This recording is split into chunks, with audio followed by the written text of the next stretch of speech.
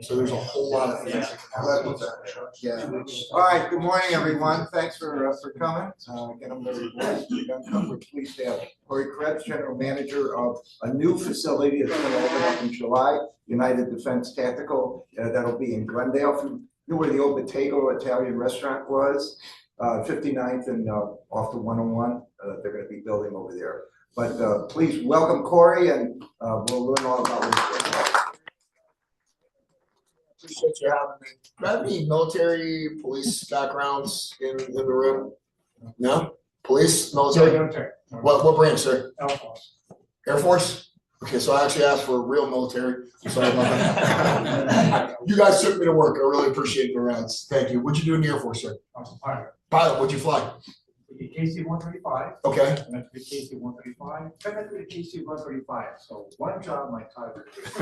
Absolutely nothing wrong with that. Our owner's actually a pilot himself. He was in the Army. He was in CW3, flew Blackhawks, more affectionately known as Crash Hawks. So it's actually kind of nice. And you were in the military? Air Force. Air Force also. What'd you do in the Air Force? Not a lot. Well, that's typically the general standard with the Air Force as it goes. So, It was, yeah, it was security police, but now, and I did some time out at Edwards Air Force Base. okay, so you were a military police officer, essentially. All right. Well, we all know you can't spell wimp without MP. Yeah. I can wave you in the gate. Yeah. How about you, sir? I don't know if anybody was in Little Army here, but I was in the Air Force. Another Air Force. So we have three. I'm sorry about I'm that. surrounded by you guys. You came the wrong day, Corey. That's all right. I was in the Army, guys. I was with 2nd and 75th Ranger Battalion. I was also in the 82nd Airborne Division. I had multiple combat deployments, at least 6, along with security time where I was doing PSD, protecting dignitaries in Iraq, Afghanistan, Israel, South America. So kind of had a nice. And then I was also a law enforcement officer when I first got out. 9/11 happened. I was undercover SWAT, narcotics. I was part of what's called a high task force in Florida. I made my largest drug arrest wearing a pair of Daisy Dukes, some flip flops, and a white tank top in a gay club. I bought 10 gallon Ziploc bags of ecstasy from a gentleman, and we got quite a bit of information off of that. That's my claim to fame: Daisy Dukes and flip flops. So, but we're United Defense Tactical. We're reality-based threat training. We're actually going to be located in Glendale. We're going to be one of the first 10 franchises that opens. It started in California, in Costa Mesa. A gentleman named Wes Fox actually started it up. Really brilliant idea on what we're doing, but I want to go over what we're going to do. Obviously, I'm going to introduce myself. You're going to listen to me about things you don't even care about, and that's okay.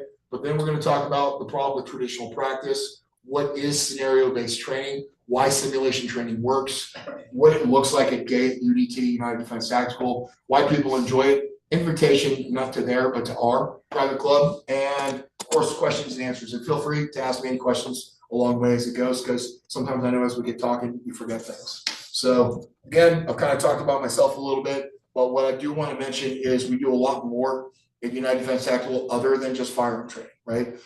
Firing at a target is just the last 10% of any engagement or any threat engagement that we have. There's another 90% of that de-escalation, whether we're going to step up, whether we're going to walk away, do we need to shoot, what are the legal ramifications, what's the stress behind it, what's my back area look like, right? So not to point you out, sir, but if you and I are engaged in confrontation and it becomes armed, I also have to worry about the gentleman behind you.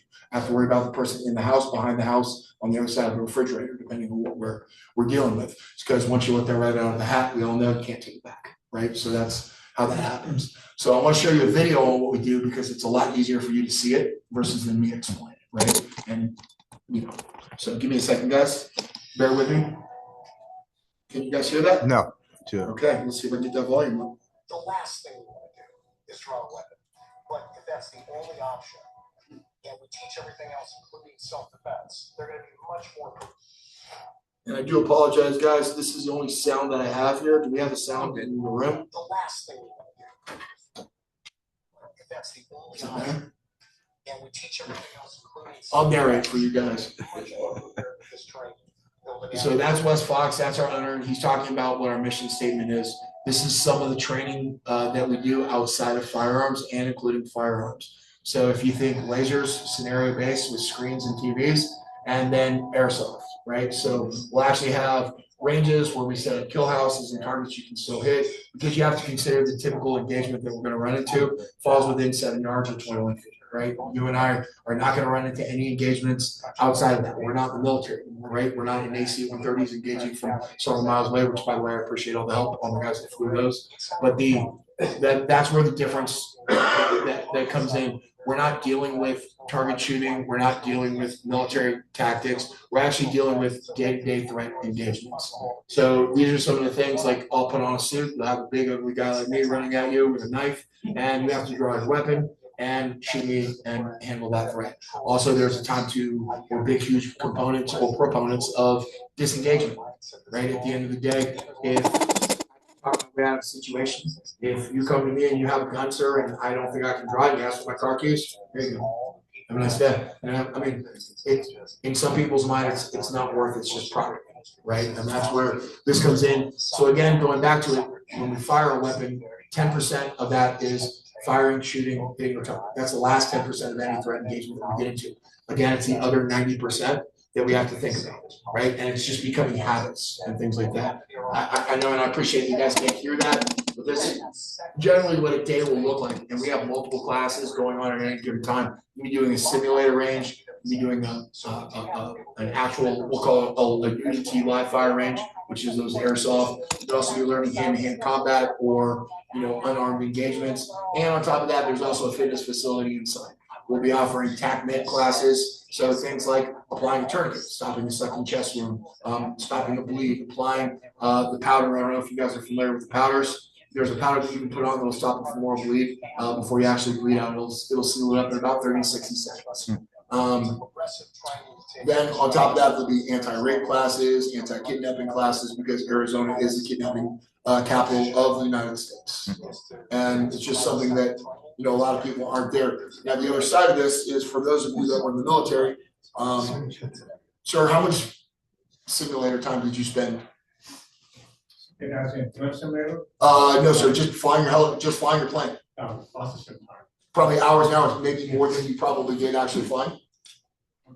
Maybe more than you did actually flying? No. Okay. So, just annual training.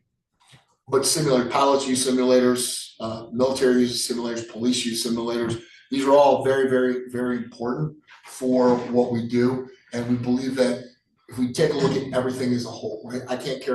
I'm unarmed right now, right? I can't carry my gun here. How am I going to respond if something happens in here? How are we going to respond if we're on the street? We're going to a restaurant, right? Whether we have a concealed carry or not, what can I do? What can't I do? So we're teaching that along with legal ramifications. We have a relationship with GOA, USCCA, a lot of those other organizations that we can teach people. Our owner's cousin or niece, I can't remember the exact relationship. She's a former Phoenix prosecutor. She'll actually be coming in and giving classes on proper justifiable use of force, right? Because that's the biggest thing. Sometimes we want to do things. You talk about castle doctrine in the state of Arizona, right? Somebody's in your house. Well, there are options, right? And then sometimes it's not what you do, it's what you say at the end, right? That also becomes important. And that's where we try to fill in that extra 90% of the headspace. That last 10%, for lack of a better term, is pretty easy as far as that goes. Again, this is me. This is the owners. So we are veteran and owner operated. Again, the owner, Tom Irwin, it was a CW3 pilot in the special operations community. Then his wife, they've been together for 30 years. So anyone was in the military knows that being a stay-at-home mom or dealing with the family when the husband's gone all the time, very difficult. I'm the general manager. That's my background. Now, we do believe that most people who own a firearm want to be responsible with it, but very few people ever get the chance to practice decision-making in realistic situations, right? How many people here have been in combat? Kind of. Me, right? So it's not to brag or anything. How many people here have ever been involved in a threat engagement, whether it's physical, just hands, or with a firearm? I'm glad to hear that the firearm part is zero. I would not doubt for a second that you've been in a bar fight or two. So No. would not surprise me at all. Guys, I'm also a former professional combat athlete. I fought MMA, boxing, Muay Thai. I always make the joke that I got as close to making it without actually making it as you can get. So it's one of those things, but enough about me. There's a lot of problems with traditional practice. Most firearms owners practice, and raise your hand if this is you. You stand in the lane, you shoot the paper target, you focus on marksmanship and accuracy, right? What's the first thing we lose when adrenaline kicks in? Accuracy. Not just actually, we lose fine motor skills, right? So try to put a key in a lock. That's why a lot of times they teach when you drop your mag and you bring it back, you load the mag, instead of trying to hit the slide release, use your hand to bring it back out and come into place. I don't know if you guys have ever learned that technique, but some people have a hard time hitting the slide release in a stress situation, sweat, anything else comes in like that. So you lose fine motor skills, right? So when we start talking about hitting a target like this, you know, in accuracy, when you get into a threat engagement, it tends to start to look like this because of adrenaline, breathing, everything else that comes into place, right? And you're also not learning to get offline. If I think about my day at the range, I go to the range. When's the last time you drew from concealment at the range? You drew your weapon. When's the last time you actually drew your weapon and fired from concealment at the range? How often do you do that, sir? When I go to IDPA and compete, so it has been probably over a year now. And would you say that that's a perishable skill? Being able to draw your weapon, fire, and hit it accuracy, it's something that you need to draw and practice on a regular basis, Yes, even to be competitive or think about real life, right? And then add sweat, threat, outside environments. I'm going to assume that quite a few of us in here are married or have a significant other. Protecting them, protecting grandkids, protecting children, putting them behind us adds a different level of threat to that situation, right? So when we talk about the real life, it involves stress, movement, decisions, uncertainty, and again, the potential legal ramifications of what you're doing, right? So when we're talking about stress, there's a whole lot of stressors, right? How in shape are you to handle or fight somebody? The movement. Do you want to move, or are you defending or putting somebody behind you, right? The decisions that you have to make from a pilot standpoint, sir, do you remember the OODA loop? OODA loop. So the OODA loop is something that an Air Force gentleman, I can't remember the name, but he was also a pilot, came up with. It's observe, orient, decide, and act. Okay. So what happens is you observe a situation, right? You orient yourself to that situation, you decide what you're going to do, and you act on that situation. That's an ongoing and constant loop that happens. So once let's say that you're a threat and I've dealt with threat, now I have to continue my OODA loop and I have to observe, I have to orient it to the next potential threat or what I need to do. And then I need to decide how I'm going to respond to the next threat, if any, and then what I'm going to do to act on that. Am I going to run up to him after I've shot him and provide medical care, right? Because nobody here is authorized to kill somebody, right? We're authorized to shoot to stop the threat at the end of the day. And stopping the threat is fine, but where do we aim? Where do we typically aim when we're shooting at a person? Center mass. Center mass. Where are the most organs? Center mass. So is the probability, if we aim and do everything correctly, hitting them and killing them? Probably, but that's not our intention. Our intention is to stop the threat. And that's where that goes. So all of these things come into play. And if we think about it, paper targets, they don't move, they don't talk, and they don't make you decide. Again, that's the back 10% of that engagement. You've already decided to pull the trigger, but there's a whole lot of other things that have to happen in there before you pull the trigger, right? Now, and all of those things have to happen in a split second, right? You're going from totally calm to walking around the corner to absolute chaos, right? And that can happen. Used to joke when I was a law enforcement officer, we had a fun 30 seconds followed by 3 hours of paperwork, right? And that was one of those things. And it falls into just changing your mind. Can I get you ready for every situation? Not a chance, right? Because so many different things are happening. So many things are there. Again, I might be the youngest person in your room at 53. But when we all grew up as older, it was a question of if it will happen. You know, maybe you'll get into a fist fight. Things were fair. People kept that going. I remember getting into a fight in a parking lot when I was a young kid, and the neighbors were like, nope, stay out of it. Just let it happen one-on-one. That was something that we did when we were kids, right? We figured that out. And at tops, that was it. Now it's becoming more of a matter of when it's going to happen, not if it's going to happen, right? I have a friend in the last 2 years that had to kill somebody at Westgate, right? And is in a very, very unfortunate situation. And I can tell you the most nerve-wracking portion of this for him was the potential legal ramifications. He was 100% justified in the shoot. He did everything perfect. He actually retreated more than he should have. right? All the witnesses had the same story, but at the end of the day, what scared him the most was the potential legal ramifications of that, right? And these are things that we need to think about. Again, because once you let that rabbit out of the hat, as I like to say, you can't take it back, right? It's gone. It's downrange and it's not coming back, right? So that's where that is. Any questions on this so far? Great. And guys, if I'm talking too fast, I had a little too much caffeine this morning, so ask me to slow down. I'm sorry, I'm getting sick still. Now, with us at United Defense Tactical, we're not looking to just make you shoot better, right? That's important, right? But also making better decisions. I'll use me as an example again. I dated a woman for a number of years. She had 2 daughters. One of her daughters turned legal, turned 18, and I would always remind her when she was going out, because you're not going to stop, as you guys probably know with children, you're not going to stop them from partying, doing the things that they do. Hell, I was unstoppable at 18 when I joined the Army, right? I thought I was invincible. So my only thing that I said to her all the time when she would go out was make good decisions, right? Please go out and make good decisions and try and educate her. And that's what we're teaching you guys to do in this situation, is to make good decisions. You're in an immersive video scenario. So you're essentially surrounded by sound, you're in darkness, and you're looking and you're focusing on what needs to be there. I can remember the first time I ever jumped out of an airplane in the military, the door and everything. This is all I saw. I was looking through this right here, right? And we don't want that. But then as I got better, I could joke around. I was comfortable. I saw everything that was going on. I could handle everything. And that's where it is. It's repetition, right? I'm a big Stoic guy, and the Stoics believe that consistency is as close as a man can get to perfection, right? And that's being consistent in your training, being consistent what you deal with. You'll deal with situations as they come better. So we're talking about real world decision making, a safe training environment, right? As we always say, the more you train in non-combat, the less you bleed in combat, right? The Spartans had a similar saying in that, and there is no live ammunition. So every day you're safe, but every day you're learning, and every day you get to go home, right? Because again, I don't want you to learn in a threat environment the first time that you see a situation to be the first time that you have to handle it, right? And that's a very difficult thing. So you can handle, or we teach home defense situations. Let me ask you gentlemen a question. How many of you guys have children in the house? No. Okay. So those of you that are married, I'm assuming you sleep in the same bedroom with your wife, right? So the stuff in the rest of your house is just property, right?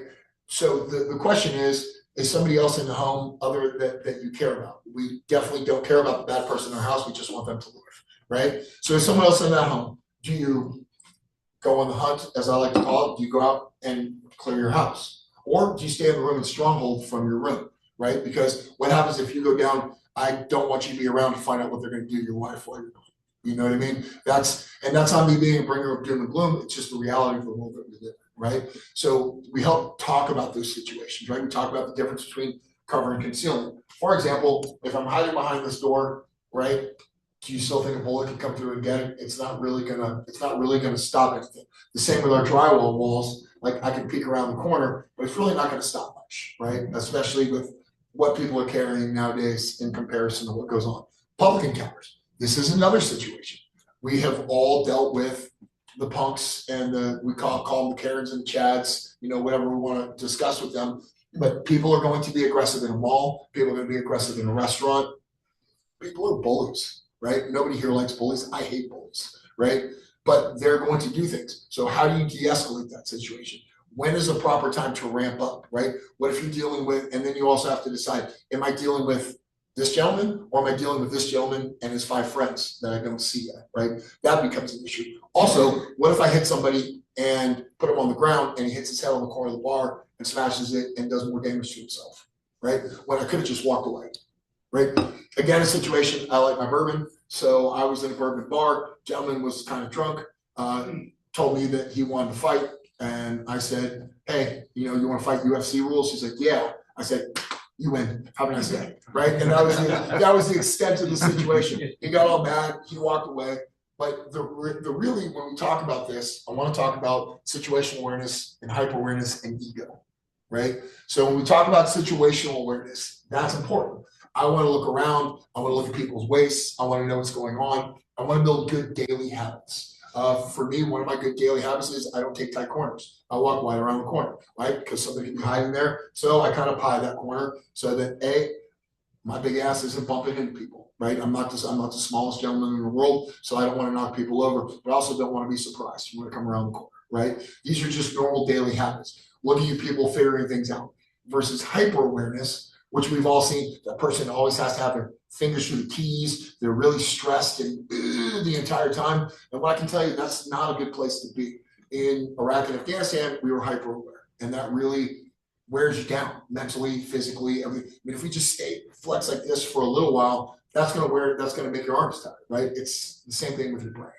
And I want you to be situationally aware, be able to handle it, and still enjoy your night out, right? Enjoy your date night, whatever that may be, whatever that looks like, and not be hyper aware where it ruins your evening. And that's all you can think of, right? I mean, I'm gonna assume that every single person in this room does not want to sit with their back to a door. Right? It's the habit that's been ingrained to us as men for a long time. However, our wives, girlfriends don't want to be the ones facing the wall. They want to see the rest of the place. So we spend the rest of the evening going, and that's not one of that kind of ruins date night just a little bit, right? So situational awareness would be watching the eyes of your girlfriend, peeking around every now and again. I will tell you that when I first got back from my final deployment, I could tell you how many people were in a room, who was with who, what table they were sitting at. It was horrible, and I had to actually unteach and unlearn certain habits because they'd be like, okay, there was 4 people over there, now there are only 3. Okay, she went to the restroom. Like, it was really that bad, and that's a habit. That's hyper awareness. That's a situation that we don't want to be in. Now, when we talk about threat identification, communication, and de-escalation, what's a threat, right? Where does a threat come into play? Right, we're already situationally aware. Now I need to be able to identify a threat. Let me ask you, do I want to look somebody in the eye, or do I want to look at their hands and waist? Yeah. Hands and waist, 100% of the time. Why? Knives, right? That's one of the things that can happen. That's 21-foot rule on that, right? If I have a knife, I can move 21 feet before you can draw and fire a weapon twice. Okay, that's the 21-foot rule in this general thing. Most people carry appendix, hip, or kidney carry, right? It's there. We want to make sure we're paying attention. Also, we'll look at nonverbal cues. Are the hands balled up? Now, I'm going to be honest. People think I'm angry all the time because I'm way too military still, and I still march and I still walk like I'm marching. So my hand and fingers are balled up. I'm not angry, right? So when I do it, I try to make sure I'm always doing this. But are they doing this? Are they, these positions? These are threat identifications, right? And we all know the difference. There's always going to be that guy that's more puff than buff. You know what I mean? Where he's going, oh, what are you going to do? Have a nice day, man. Like we can walk away. And that's where communication and de-escalation come in. So think of it this way. If you're in a parking lot and you have to engage a threat with your phone, right? Are you just going to pull and shoot? Or are you going to say, hey, I've got a weapon, step back, don't come around me, keep your hands where I can see them, do not reach for that weapon, do not reach for that weapon. Why do we want to do that? Because everybody in this room, I'm going to go ahead and assume, I'll make the assumption that we all typically carry. We all are typically armed at some point in our life, right? I don't want to be in a parking lot and just have to shoot an individual and then have a good Samaritan think I'm the bad person. So now I have a good person shooting a good person who just shot a bad person, right? And we don't want that situation to happen. However, if you see a guy like me that looks like he just got out of prison running the Aryan Nation, right? I understand how I look. If I pull that weapon, you see me just shoot somebody, automatically I'm going to look like a criminal, right? I look like a biker or whatever else it may be. Now, if you hear me going, keep your hands where I can see them, don't move, all that kind of stuff, you're going to approach it a different way. You may still, hopefully, approach me armed and be like, hey, keep your hands where I can see them. If I'm a good person, I'm going to go, okay, right? Like, hey, I'm not here to hurt you. But these are things that we have to do. We have to communicate and de-escalate, right? Again, if you're trying to rob me and I can't get to my gun and you want my keys and I have my family behind me, here you go. Me throwing you my keys may offer two things. It may appease you, and now you go away, right? Or it may give me a distraction that I need to go ahead and pull my weapon and defend myself and my family, right? Again, to stop the threat, not to kill, right? Where are we getting to? Go ahead, sir. What you basically have described so far, I think, tell me if I'm wrong, are single threat encounters, single person threat encounters. There are multiple threat encounters that come in with that too. You'll be covering that as well. Well, I will get into that. I'll make sure I talk that on the screen for you, sir. So with that situation, there's that side of it. Ego is what gets us into a lot of trouble, right? I'm not going to back down. Like, I remember how many guys I beat up at a bar. Like, This gentleman right here probably never backs down, right? He probably beats everybody up in the bar. So it's one of those, because he came in talking smack to me right away. What are you doing? He like bro, that man, sorry, man. But again, we need to leave our ego at the door, right? And that's where it really comes into play. What do you have to prove to anybody, right? I always make the joke, I fought for a living, I was a law enforcement officer, I was in the military, so all the video games that everybody played, I lived in real life, and I didn't get to hide in the corner and have my life regained. Right.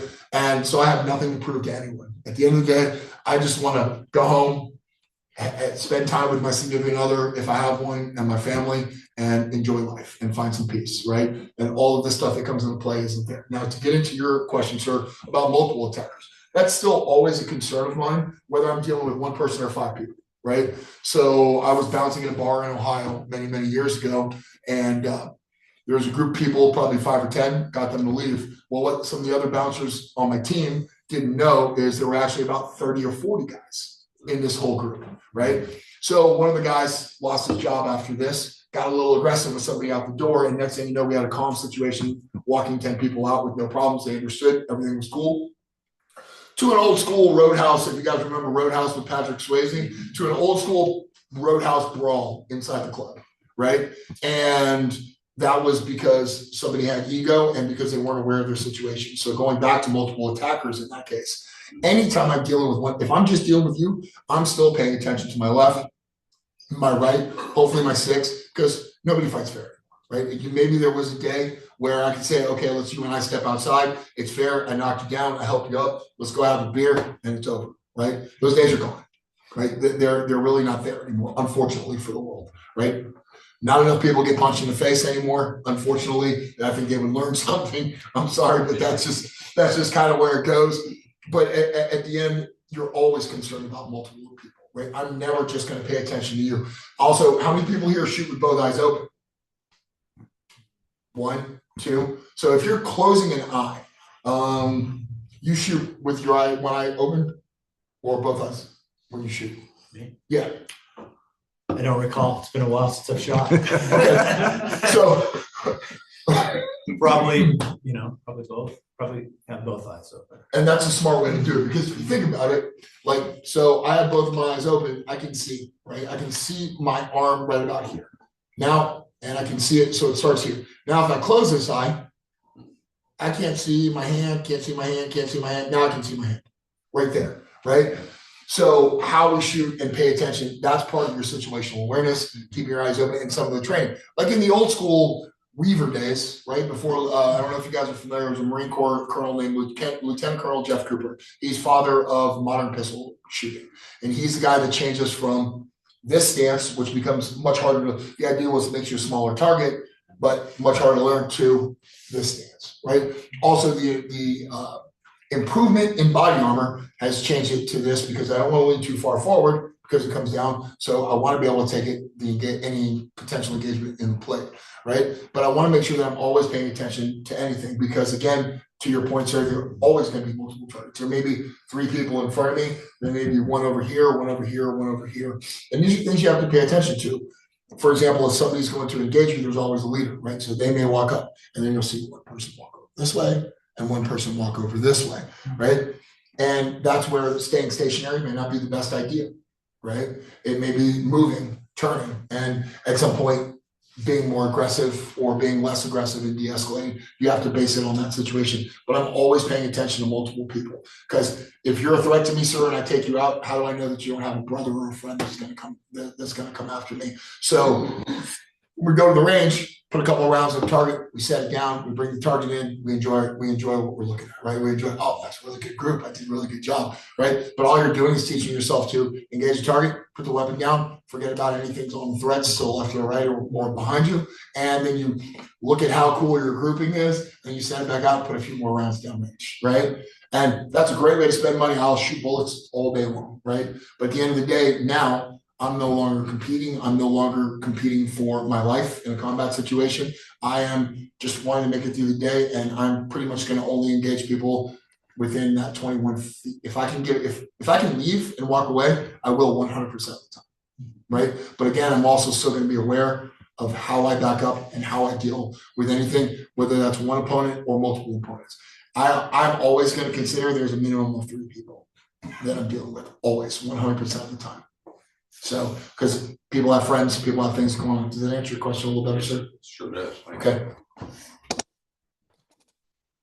Again, we said this before, the first time you experience an emergency should be when it actually happens, right? How many people have, or their wives have started a grease fire and they made it worse by throwing water on it or something else like that. And now you know, you dump a little baking soda on there and it's all good, put the lid back on, it goes away. But you didn't respond that way the very first time, right?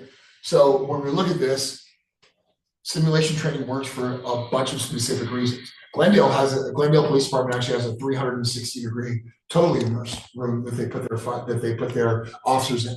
But 70% of law enforcement agencies utilize video training as part of their curriculum, right? It's self-defense and de-escalation. Again, law enforcement officers need to de-escalate situations, right? Because they can't have their peace violated, they can't leave, and it's a lot better to de-escalate a situation than it is to blow it up, especially in today's world with the things that we're looking at. The military uses simulators, pilots use simulators, right? Firefighters train in simulators. Why shouldn't civilians? Because so my boss was with the 160th. Are you guys familiar with what that is? The Night Stalkers. They're the same guys that flew the mission to get that dictator out of South America. So the guy that just won the Medal of Honor, they are the premier special operations helicopter pilots in the world. There's nobody better. Right, and the amount of training and everything that they do, and they do so much simulation training in there, and they again are the best helicopter pilots in the world. Sir, how much simulator training time? If you had to guess in hours, how many hours of simulator time would you say you have? You mean for my crew? Yes, sir. Hundreds, right? Would you say there was a benefit to that? Oh, definitely.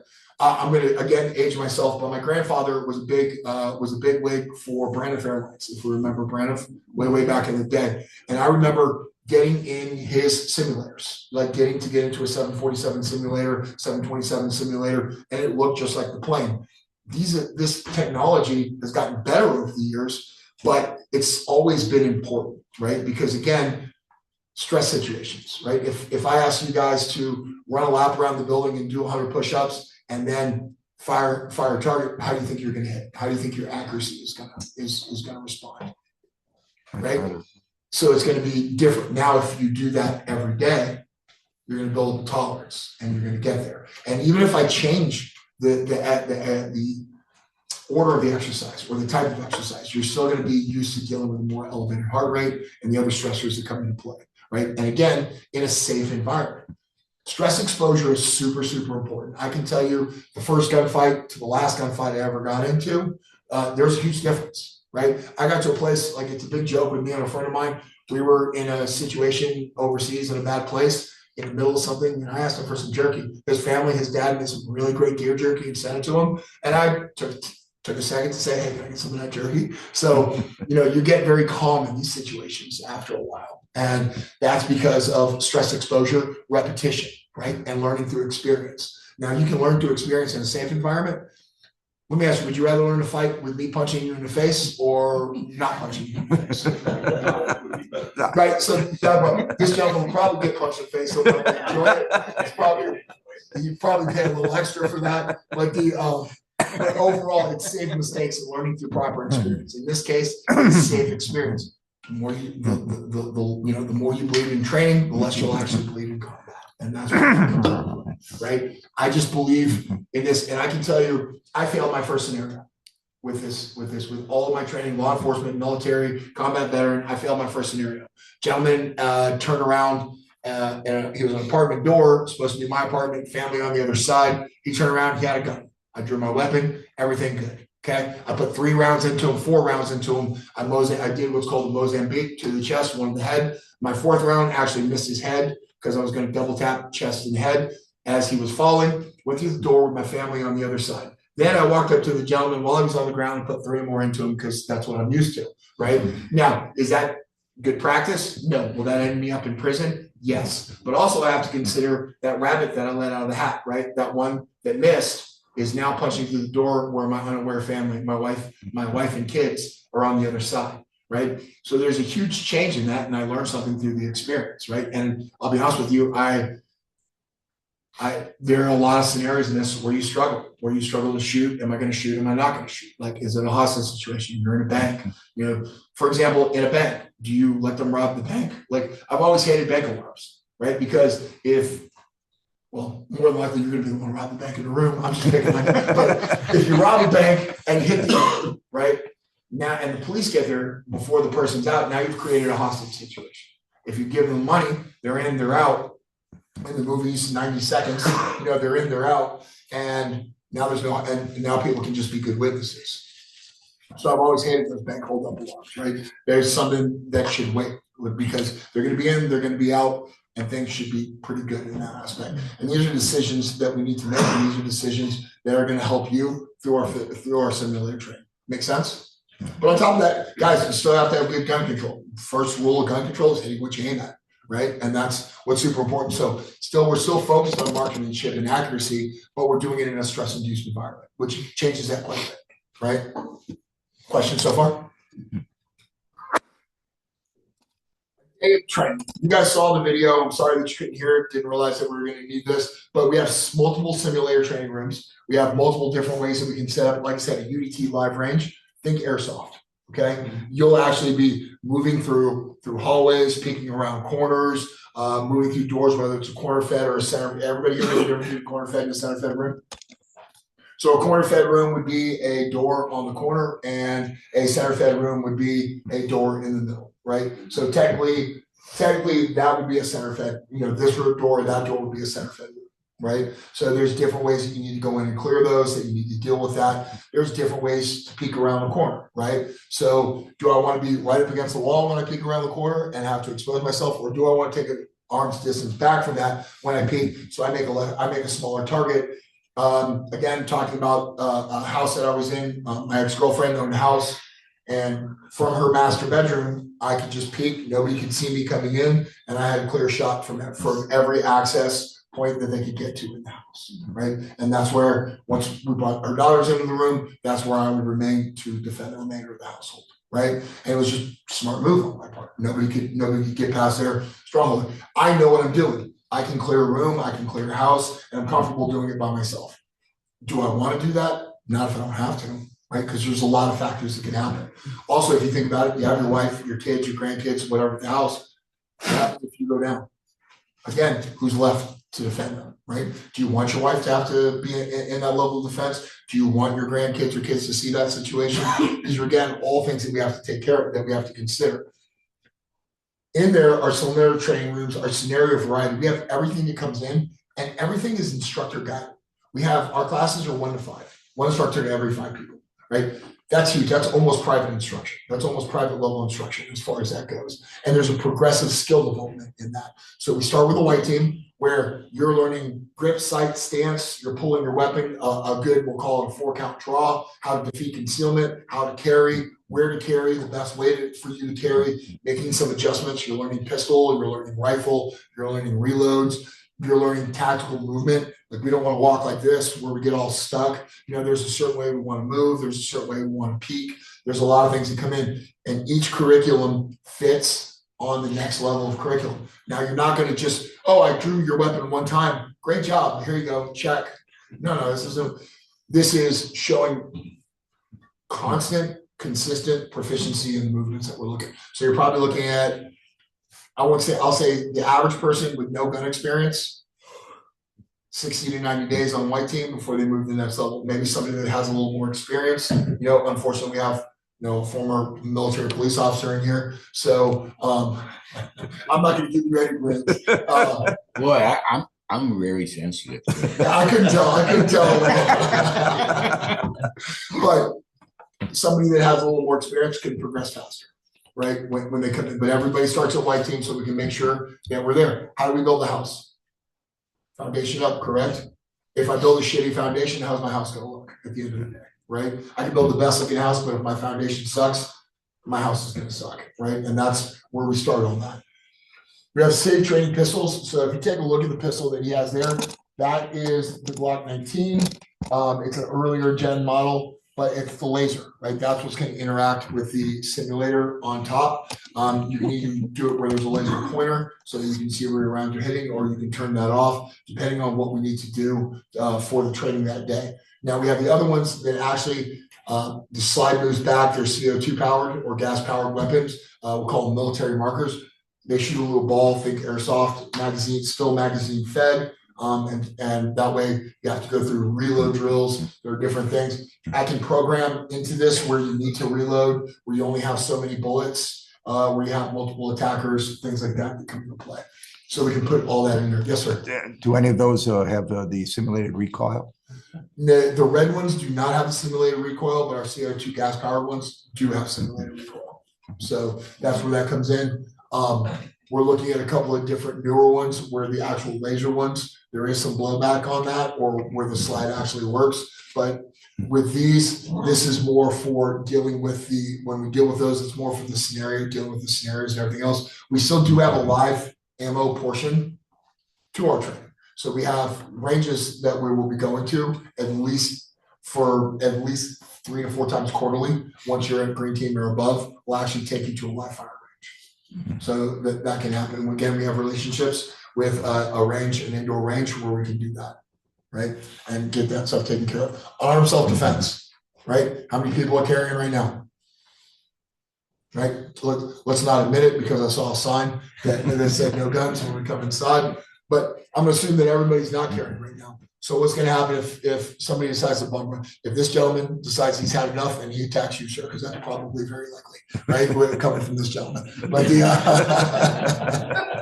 I'm a lover, not a fighter. That's a good thing. That's a good thing. With a face like mine, I gotta be a fighter. But but unarmed self-defense is super important. As I was talking with Larry when we got here, there's 3 ways of carry a fire. Hip, appendix, and kidney, right? There are benefits and downsides to both, right? I personally am an appendix carry person, right? I like the concealability of it, right? I'm a bigger guy, so I can carry a little bit bigger weapon if I want. I'm a Glock 19 guy. I'm a Glock guy. Been that way for quite a while, so I can carry here. There are benefits to that. Some of the benefits are concealability and retention, right? I don't want people to know that I'm carrying. I will always carry conceal. I do not like open carry. I do not want people to know that I'm carrying. The only time that I open carry is when I'm in the woods and I'm concerned about bears, right? Unfortunately, in Arizona, I've had 3 bear encounters, so I make sure I carry every time that I'm out, right? And the other side is our hip. So some people may not have the body type where they can appendix carry, just because they have a little, what'd you call it earlier? Dunlap's disease. Yeah, they might have Dunlap's disease, as this gentleman pointed out earlier. So they may not be able to appendix carry, so they have to move to the hip, right?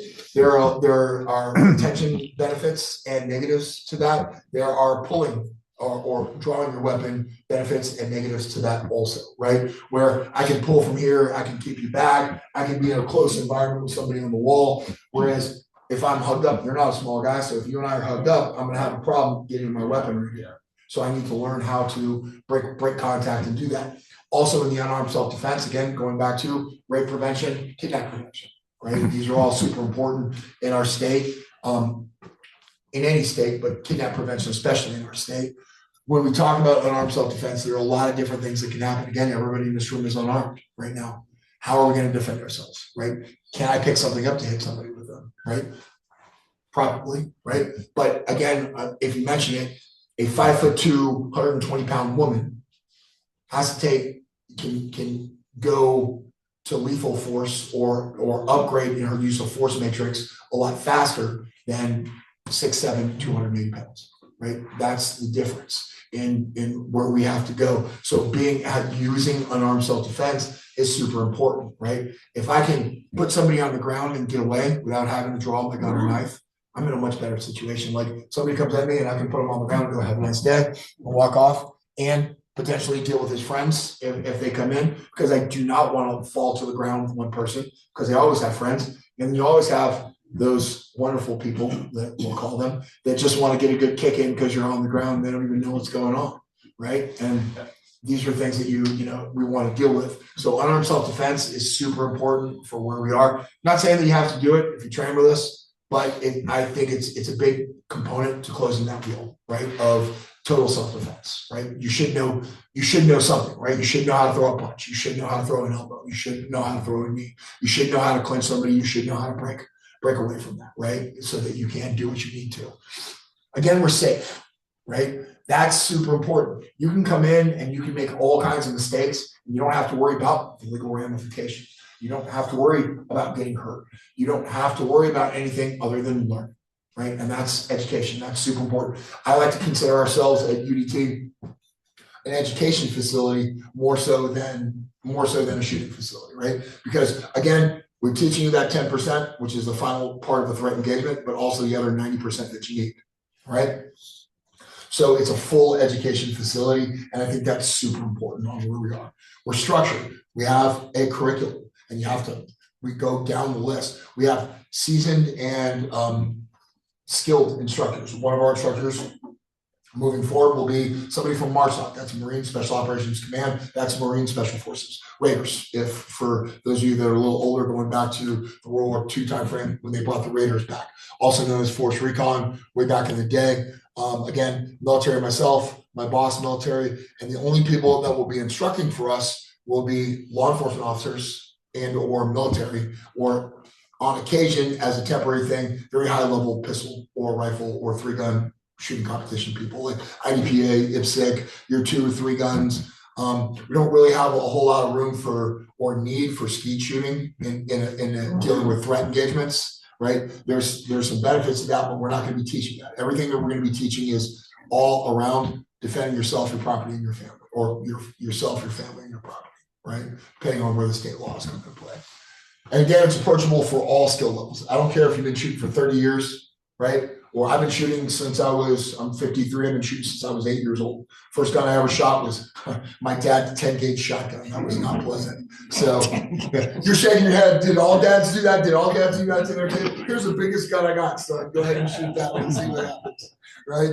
So it's approachable for everybody because we have a multitude of teams all the way up to, we're going to take it from, for lack of a better term, entry level all the way to John Wick or Jason Bourne. You know what I mean? We can pretty much get you there. Maybe not as good looking or as cool as Keanu Reeves. We do not sell bulletproof suits, but on the other note of that, we can definitely get you the skills that you need to. We always say train to survive, but really it's train to survive, right? It's train to thrive. I want to survive an engagement. I want to thrive in an engagement. I want to walk away unscathed, unhurt. I want my family to be where it is. I want to be legally justified in everything that I do. And I want to make sure that, that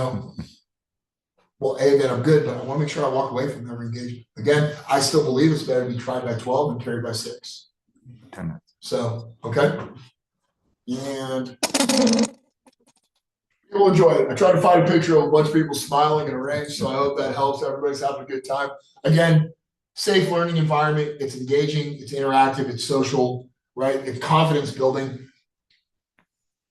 And it's fun, it's friendly, and it's safe, right? I really can't I've touched on all this stuff, but it's not only is it just a cool place to come and train, but it's an environment where you're going to make friends because you're going to be hanging out with like-minded people. Right. And everybody just wants to do better with guns. And that's pretty much where that is. And in their life, this is us. Now, I have a saying that I believe in very, very, very wholeheartedly that really applies back to us. There's a gentleman named Flavius Renatus Vegetus. He wrote a book called The Military Institutions of the Romans. That tells you how far back it goes, right? It's essentially the art of war, but written for the Romans. In that book, he says, the courage of a soldier is increased by his knowledge of his profession, right? So the more a soldier knows about his job, the more courage he's going to have, the more confidence he's going to have.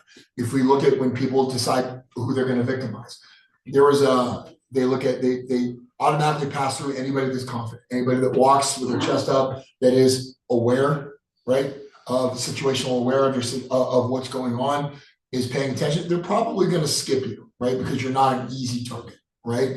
Whereas if you're doing this on our cell phones, like so many people are doing nowadays, you're probably going to end up potentially becoming a victim, right? So I believe that this applies to us because the more you know about defending yourself, your family, and your community, the more confident you're going to be when you walk around, right?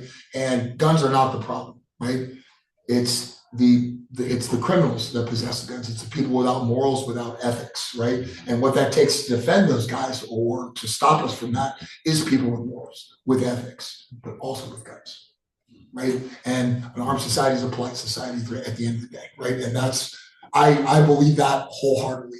I've hated bullies since I was this big. I was that kid in high school that had a band geek friend. I wrestled, played football, played basketball, turned out a bunch of scholarships to join the military, but I had band geek friends. I had athlete friends, had them all. And if any of the bullies ever picked on, my geeky friends, I beat their ass. Like it was just that simple. I was a bully of the bullies because I hate bullying that much, right? It just doesn't work for me.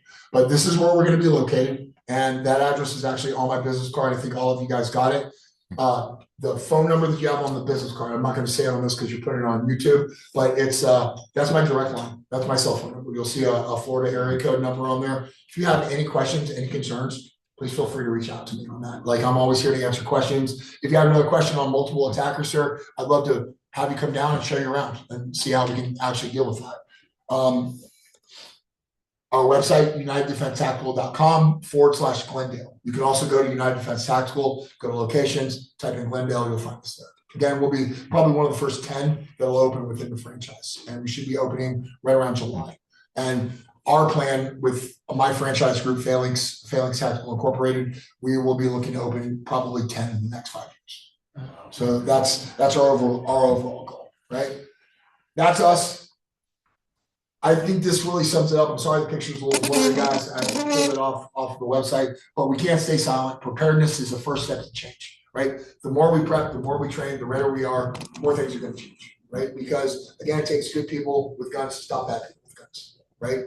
Or it takes good people to stop bad people overall in general, right? And that's where we are. Anybody have any questions? Anything I can answer? Sir? One of the slides said